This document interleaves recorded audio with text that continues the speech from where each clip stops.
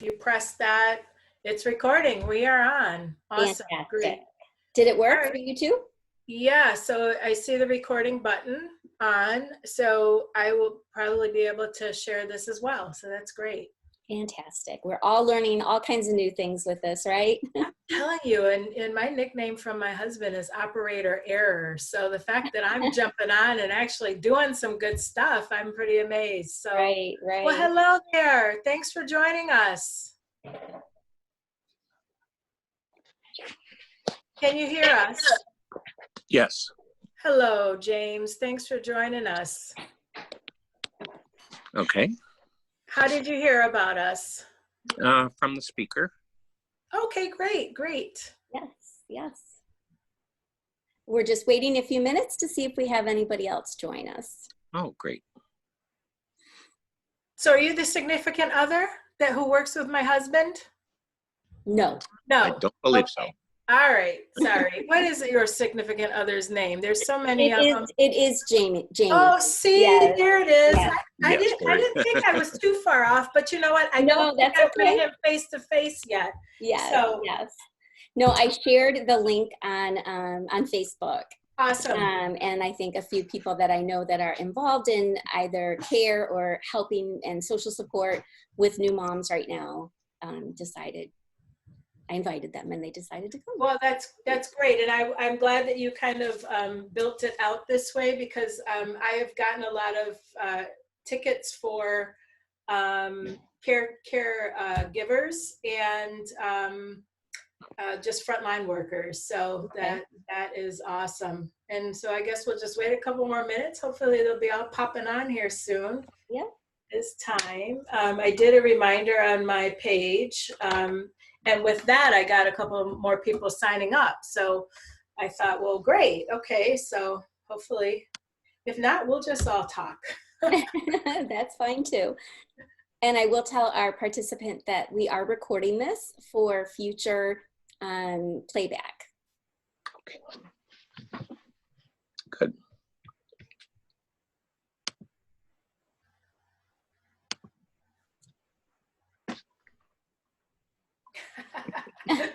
Four months. 4 months, yes. I'm super long and ends are split, and what are you gonna do? Yep. I used to have short hair.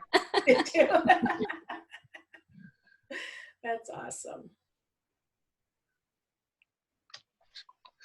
So will you, Kristen, introduce yourself and tell a little bit about what you do? Sure. Would you like me to do that now? So, sure, or when we have more people, I'll do it again. So I'm Kristen Lacey. I have a doula business. I was a trained midwife for 3.5 years, and now I'm just doing doula work, which is coaching women and families through birth. Been doing this for 21 years this month. And I really feel like it's important to keep kind of a positive note on what's going on right now with this pandemic, and help our clients and our caregivers and our care team, understand that maybe a lot of what they're going through emotion-wise is absolutely normal. And, it was really eye-opening for me, Amy, when I heard, you speak to my husband and his team through Prudential about, you are emotionally eating right now. It's normal, and that was really important. And you're not really going to like your husband every day. That's why he goes to work and you get to, do what you're doing, right? And you have to figure out how to get along now, and so it was great, and kind of set us up. We have actually talked a little bit about scheduling, and, he knows I'm on this call so that he's quiet in his room, and those kinds of things. And so, I think the eye-opener also for me was that I had a lot of clients who were at home doing their postpartum bit, having their baby and staying home for a week or two, and then the pandemic hit. And some of my clients, literally with their babies, have been home for 5 months. Right. You know, and And- not anticipating it, not prepared for that, you know, emotionally or otherwise. Right. And then having their, you know, thinking that they had kids that would be in school while they're doing, you know, learning their new baby and all of that. And everybody's home, even their husband, you know. And so postpartum can be an emotional roller coaster in and of itself. Right. And then to add this on is a major undertaking. It is. For the strongest mom. Exactly. And that is my plan, to talk about those challenges today. So I think, just given the time, we should proceed as a recording that you can share with your group. If people log on, great. Be able to see if they come on. And so my plans for today were obviously for you to introduce yourself, and I'll introduce myself. I'm Amy Graham, and I'm a doctoral intern at Henry Ford Health System. I will be defending my dissertation at the end of the summer. And I don't know, what else should I say about me? I like gardening. I have 4 beautiful children and 1 step that keep me busy. And they are all older now, but certainly these times remain very salient, the times when I was in my postpartum period. And so I have a lot of very fond memories and a lot of memories of difficult challenges that I experienced at that time. So as part of my degree, I have a dual title in infant mental health, which means practice of mental health and wellness for moms of new babies. So I'm very happy to be here. I'm very pleased to be invited. And so how we're going to proceed is I am going to share my screen with you with a PowerPoint presentation that is available via, and once I start sharing my screen, I can't see the presentation. So let me make sure all of you can see it. And are you able to see my screen? Yes. Yes, okay, fantastic. So I'm going to move this to presentation mode and we will go from there, all right? So right in the front slide, you just have my information and an email contact. Please feel free to email me at any time. Also, I am concerned that given time constraints, we will lose our Zoom connection. I use the free version of Zoom, and so sometimes it just shuts down after 40 minutes or so. If that is the case, or if you're disconnected in any way, if it's between 1:30 and 2-ish, go ahead and log right back onto the Zoom link. If it's after 2-ish, there is a second Zoom link there just in case this one expires. I also say welcome to those of you who are watching this not live and not in the moment. We're recording this today so that people can watch on their own time and leisure. So my objectives today are to discuss how the current pandemic might be affecting our overall physical health and well-being, a way to focus on what's in our control using a technique called dropping anchor. Then we'll talk about a protocol that was written to really help people in this time that stresses committed actions and staying true to values and identifying resources. And then I will provide a lot of links and a lot of information, including the Tolerance and Uncertainty Workbook, which I think will be really helpful for new moms. So I start with a question, and I'll throw it out to our audience. What has been different for you since this pandemic started? What changes have you seen in your day-to-day activities, your mood, possibly your appetite, your sleep schedule? Has anybody noticed any differences? Oh yeah, absolutely. Sleep definitely has changed. I couldn't sleep last night, so I watched a movie. So that's a little bit different. I have been affected in my job. So, you know, thinking financially all the time about, we just moved to our dream home hobby farm. So I have horses on the property, and, you know, we just shopped for a zero turn yesterday. And so while, you know, my financial stability is rocked, we still have to you know, keep going here on the Keep farm. going, So right, that right. that is it's stress. It's a stressor for Yes, sure. yes. All right. Anybody else notice any changes? Okay, so thank you for sharing that, by the way. And a lot of what you mentioned are very common themes that we're hearing from just about everybody. So we know that during a time of stress, during a pandemic, during any trauma or scary situation, it affects our whole being. And I'm going to cover quickly 4 different ways that it might be affecting you. The first one is the way you think, and that's what the term cognitive is referring to. It would be typically and very normal for you to be experiencing decreased concentration, some indecisiveness or difficulties problem solving. Things that were easy for you in the past, you may have to work much harder to concentrate on. You may actually experience some disorientation or confusion, such as forgetting what day of the week it is, difficulty remembering instructions, misinterpretation of comments or events, and you may have experienced a loss of sense of humor. On the flip side of that, we know for those who especially work in medical settings or first response type settings, such as our police and firefighters, they might experience a gain of a sense of humor and use humor as a coping mechanism. Yeah.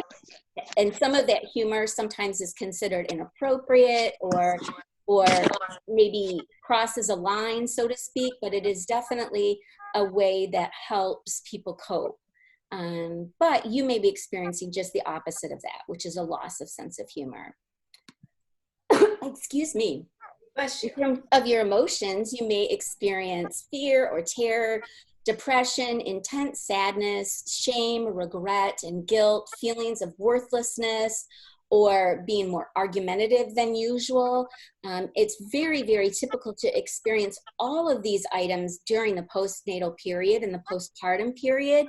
But now we're having the additional layer of the stressor of COVID and all that that can bring to your thoughts in terms of your health and well-being, your baby's health and well-being, visits to the doctor.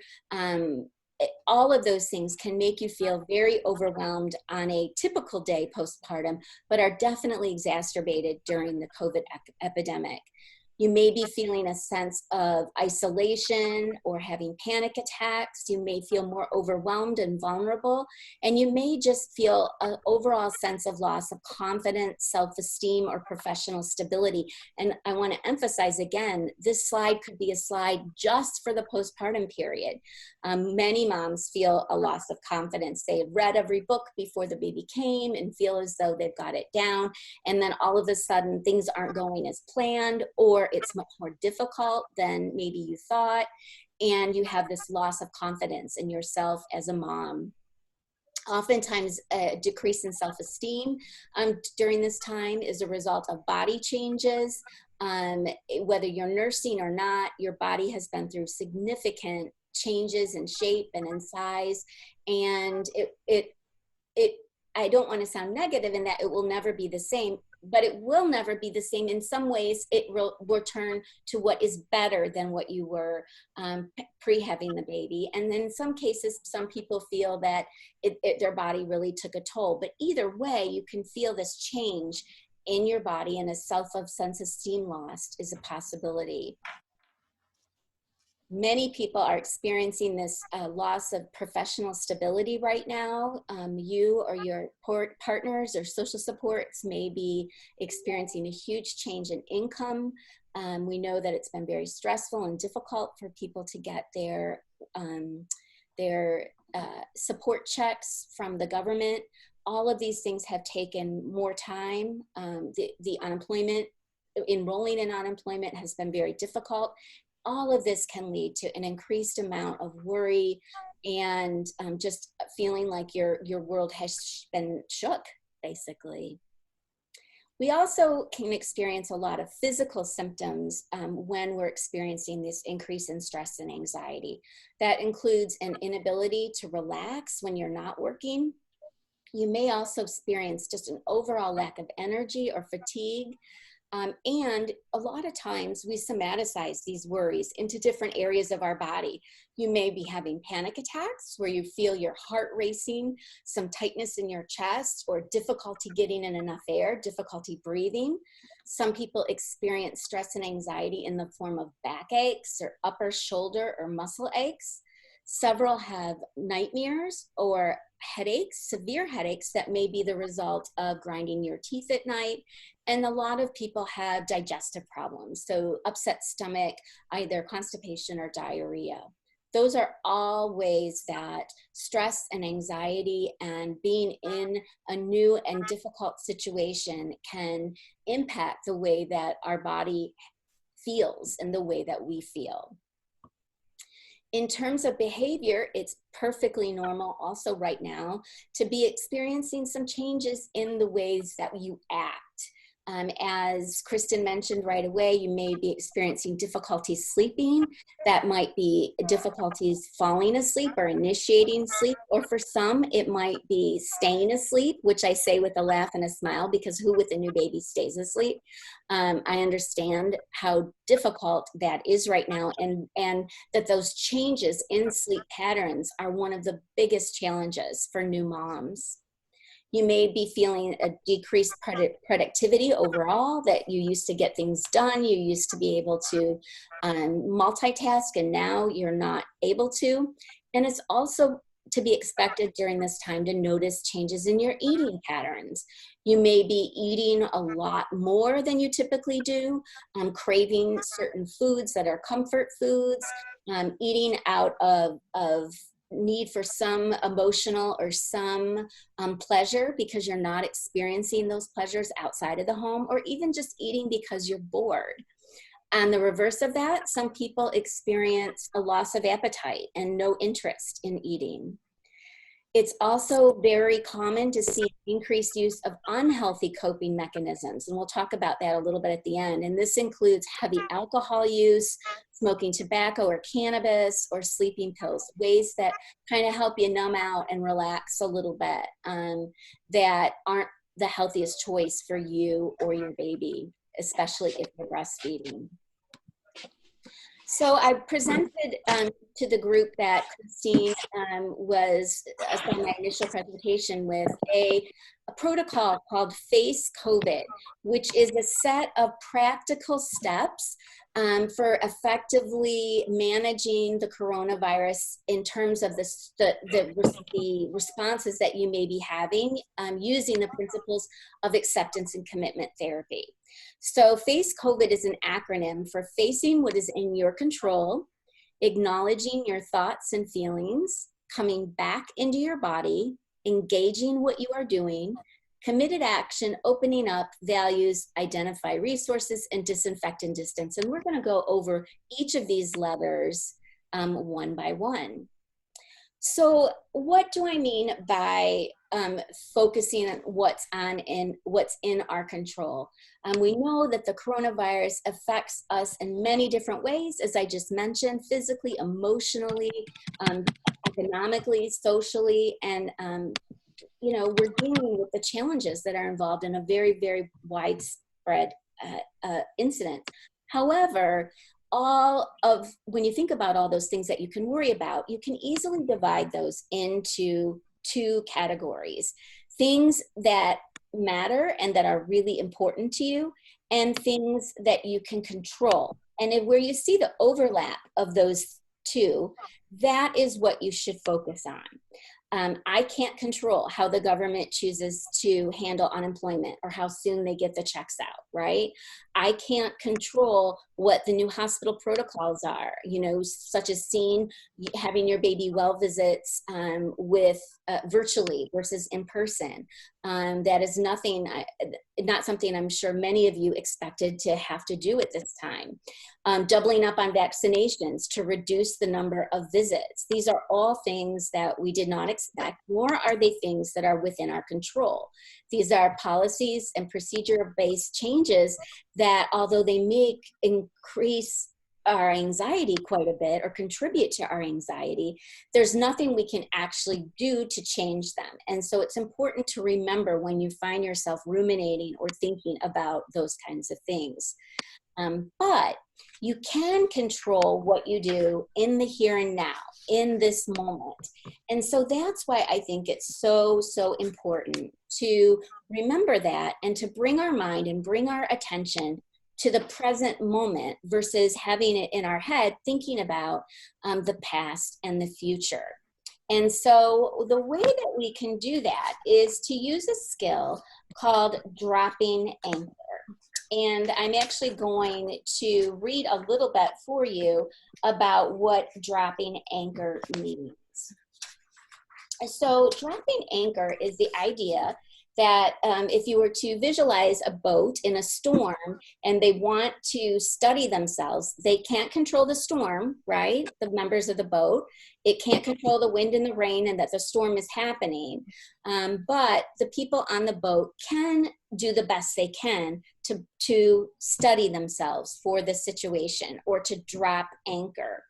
And so we use that for the first part of what the FACE in the FACE COVID acronym is. So remember, the F stands for focusing on what is in our control. The ACE stands for acknowledging our thoughts and feelings. And so we can do that by actually naming the emotion that we're feeling.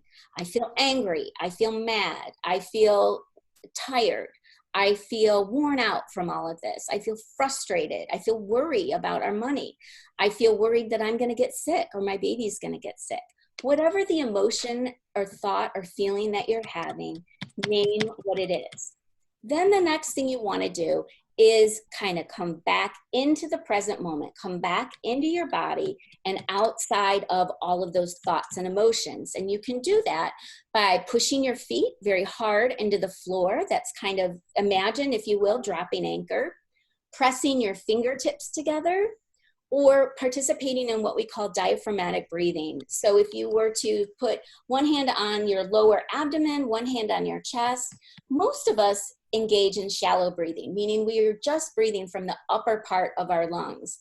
But in order to help our nervous system kind of calm down in these panic or high emotional moments, we want to breathe from our diaphragm in order to bring more oxygen into our body, oxygenate our lungs, which in turn oxygenates our brain and reduces a lot of the severity of the emotion you might be experiencing.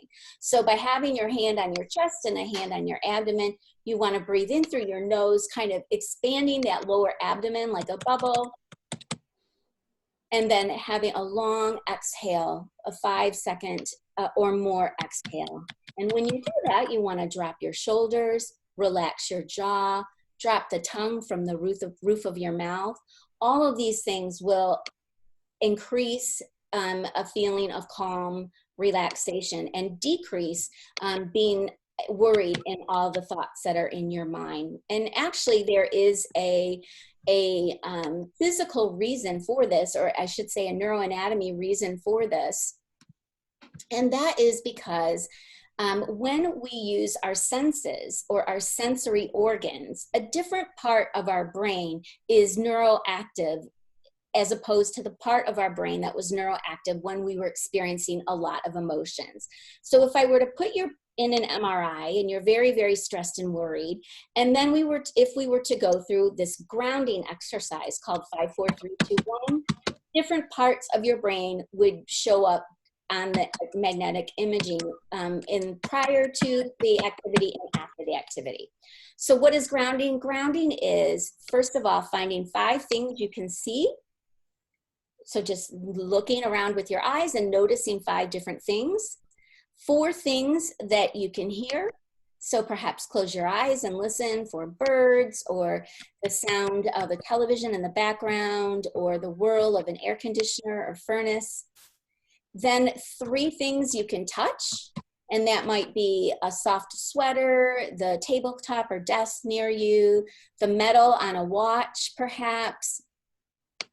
2 things that you can smell. And some people actually carry with them essential oils for this purpose. So something strong like peppermint or orange or lemon or eucalyptus or lavender. And then one thing you could taste, such as a strong cinnamon mint or a Jolly Rancher or a Lifesaver of some sort. All of those activities that engage your senses actually reduces all neuronal activity in the areas of our brain that are responsible for emotion. And so this is a way to self-regulate yourself in the moment very, very quickly. And most people find they really only need to do a grounding exercise, maybe one or two of the sensory components. So taste or touch, or many people find that just a deep breathing exercise repeated 3 to 4 times will also bring them right into the moment. But this is an important skill to learn, I think, not only for in times of great stress related to COVID and the quarantine, but also in future moments in parenting that can elicit a lot of mixed and very, very strong emotions, such as when the baby's colicky or gassy or crying incessantly and there's no one there to help you. You want to be able to take a moment to calm yourself down before providing care for the baby. While you're stopped for a Yeah. second, Amy, Yeah. can we have everybody who's participating to mute their sides so that we can hear this, if possible? Thank you. That's a great Thank you. suggestion. I usually remember to let people know that, but I forgot this time. No worries. Okay. All right. So then I wanted to provide for you a workbook that I think is phenomenal. It's called The Tolerance for Uncertainty, a COVID-19 workbook, a guide to accept your feelings, tolerate distress, and thrive. In the PowerPoint, there is an actual link to the workbook. So you can click on that. For those of you who are attending the Zoom meeting right now, if you open the text box, and actually let me go out. Oh, I don't know if I can do that while I'm presenting, but if you go out of to the bottom of your Zoom screen, there should be a box that says chat. If you click on that, it opens up a window to the right-hand side of your screen. At the bottom of that window, there are 3 dots in a little box. If you click on that little 3 dot area, there'll be a word save, and it will save every chat or any link or document that occurred today, and you can save it there. So I will attach it at the end of the presentation to this Zoom. Also, I think Kristen will have it available on Facebook and her website or via email as well. But chapter 1 of this book focuses on understanding emotional distress and wellness planning.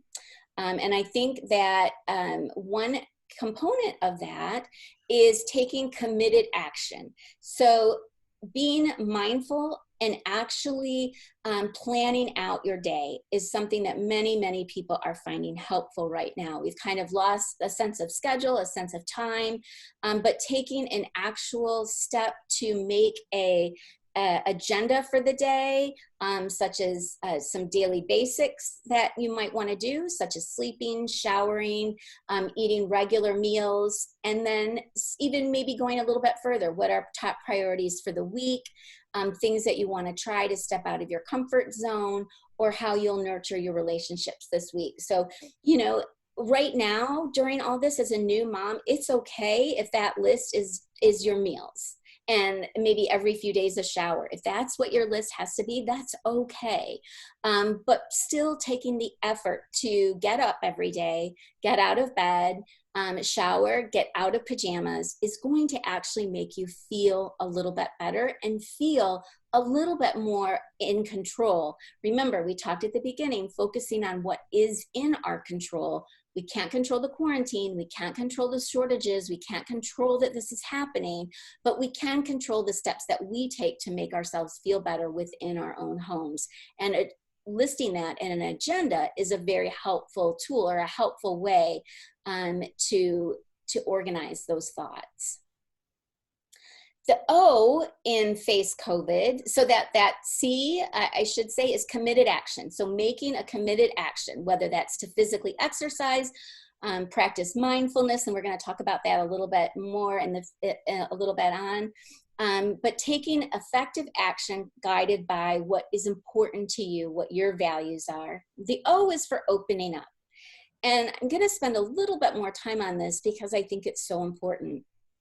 The opening up involves making room for difficult feelings and being kind to yourself by acknowledging that these emotions are normal and allowing them to be there even though they hurt. Now, I'm going to list a lot of coping mechanisms, things that you can do to actually avoid or distance yourself from these emotions. But I really want to emphasize that it's okay to let them be there. So I just got the Zoom message that our meeting will end in 10 minutes. And so I will continue to move on, but if we are disconnected, I want you to use the second link that was provided. So if someone else was feeling what I was feeling, what would I say to them is a good trick or good tool for you to use when you feel like you're beating yourself up. There may be days where you don't get out of your pajamas all day. There may be days where everyone had frozen waffles for breakfast, lunch, and dinner. And that's okay. Give yourself some room for forgiveness. Yes, I encourage you to make a list and make some goals, but make them reasonable goals. Don't decide that now is the time that you're going to, organize all your scrapbooks and send a personal handwritten card or make a huge recipe or a recipe file rather, or accomplish a new garden or accomplish writing a grant for work. This is not the time to take on a big task. You've just had a baby and you're in the middle of a huge pandemic. And so being kind to yourself and allow yourself to experience those crappy days and say, okay, today just sucked. And that's just the way it was. And I'm grumpy today. It's okay to have those moments or even days. But opening up about it and being honest about it is the best thing that you can do. So the second chapter of that workbook involves emotion regulation and self-compassion. These are both things that can be helpful. So there may be times where you're unable to really regulate those emotions with the grounding exercises that I provided, and some of the coping skills aren't working. One of the things we know that is very, very helpful for everybody, whether you've had a baby or are in a pandemic or not, is what we call, or are what we call, peer support groups.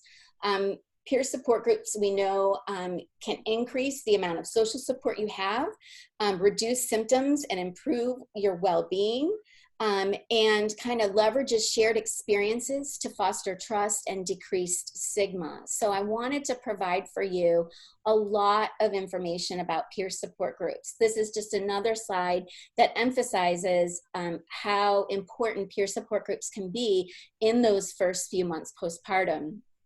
I will share with you that I was involved in a peer support group that met in person called MOPS, Mothers of Preschoolers, when all of my children were little. And it was through that peer support group that I made friends that I have to this day. And it also provided me with just a litany of resources and information, and normalized what I was experiencing. I would hear that other moms would have difficulty with potty training. Other moms were having difficulties with breastfeeding, and just experiencing that connection with those other moms and hearing how they managed those difficulties was very, very helpful.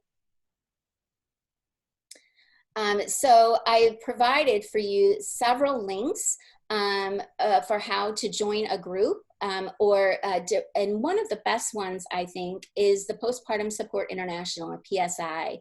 It's a go-to resource for all mental health issues related to pregnancy and postpartum. And their helpline, which if you can see on my screen or on your screen, everything that is in purple is a link. And so once you have this PowerPoint, if you click on that, it will take you directly to their webpage. So there is a telephone and text option in both English and Spanish where you can talk to a social support or mental health provider.